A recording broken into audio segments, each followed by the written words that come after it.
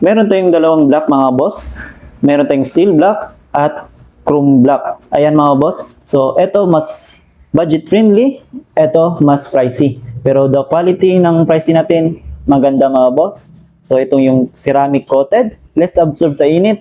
Ito, goods na din na to mga boss. Kung marunong ka lang gumamit ng steel black, goods na to mga boss. Kung wala kayong pera o wala kayong budget, So, ito, goods na to mga boss.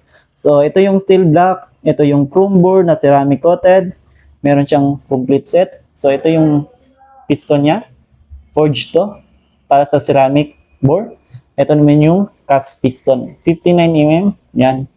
Cast piston, forged. Ito naman yung piston ring niya. Aiki para sa ceramic. Ito naman yung TP. Piston ring. Made in Japan. Yan mga boss. So, gasket niya. Ayan. At saka yung gasket ng ceramic is Ashoka brand. So, may free stickers yan. So, ito mga boss, kung mayroon kayong budget, go for pricey na 59mm. Pero yung price nito is 3 times kaysa sa presyo nito. Pero kung wala kayong budget, ito, goods na ito mga boss. Tamang alaga lang sa motor. Ayan. So, may interesado nito, steel black, tsaka Sniper 150, available to our shop. Kung hanap nyo iba pang mga motor, meron tayo mga boss. Message lang or comment niyo kung anong hanap nyo. So, may interesado, message lang po.